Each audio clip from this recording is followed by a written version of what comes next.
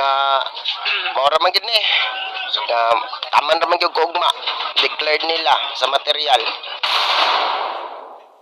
So subo pamalandungon nga daghan ang nangilak.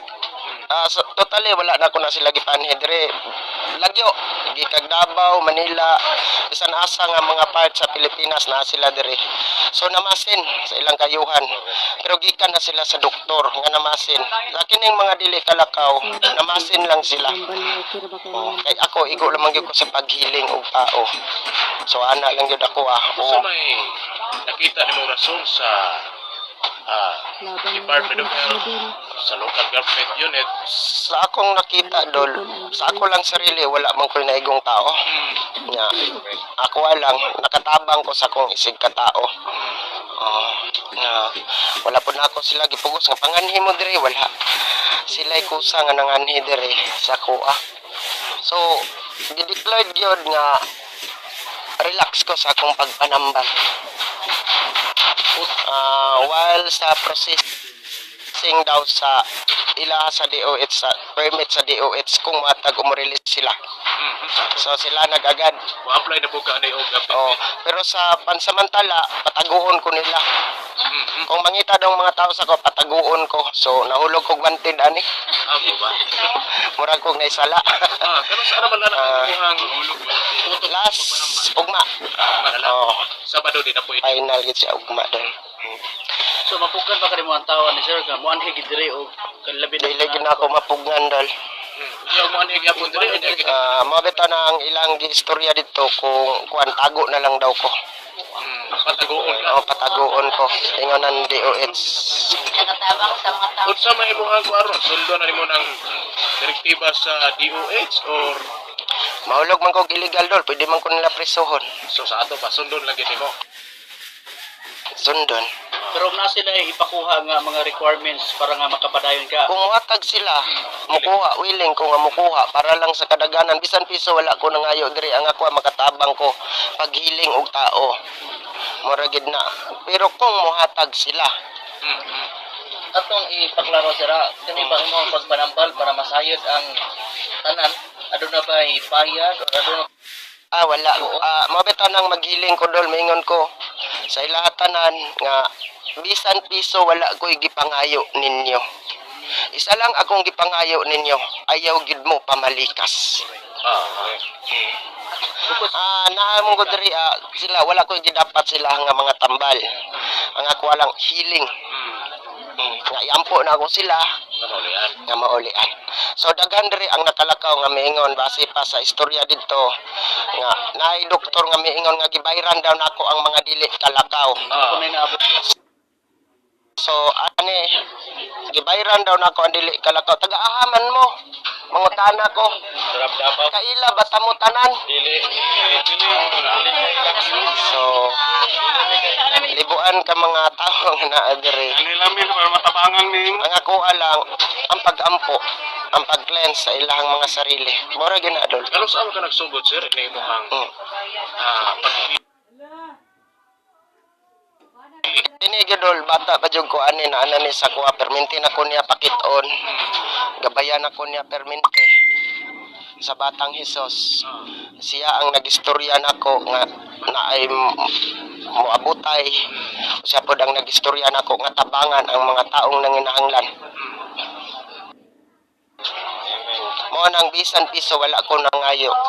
ibig sabihin sir mura ni sa sugo sa batang Hesus ikaw gyud himuon niya Siya ang nag-ingon sa ako. para makatabang sa mga pobre. Mabitaw nang ingon ako nga ayaw jud mo pamalikas. Kay pag once nga dili ninyo ma-cleanse ang inyong sarili. So depende man gud na sa sala nato nga nabuhat sa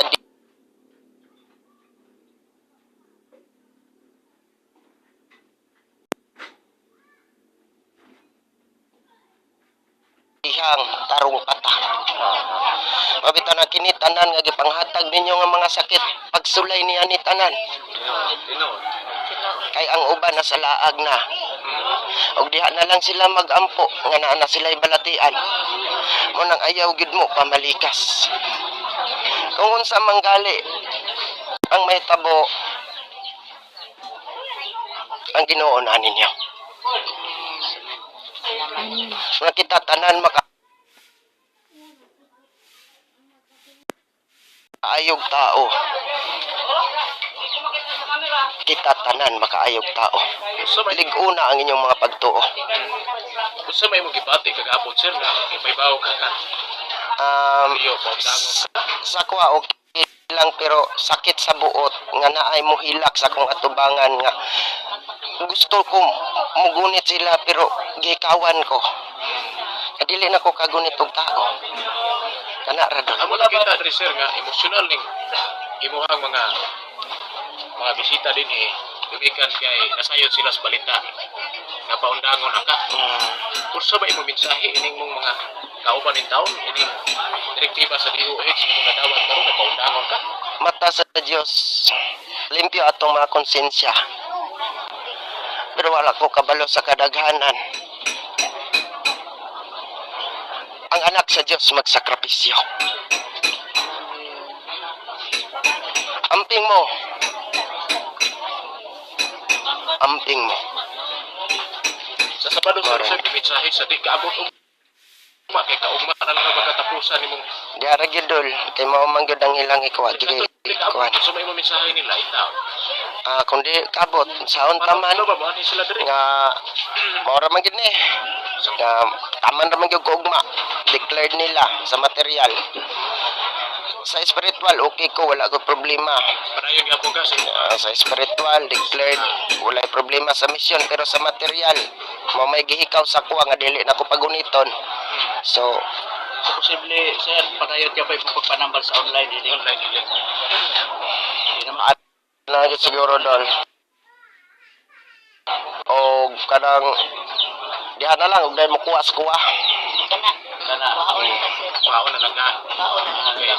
Di naman ko kay dagan mo sa kwaon ka. Oo. Bukod sa direktiba sa Department of Health, wala ba ka gipatawag sa sagundian para matubang ka, magpaliwanag dito sa ato sa city?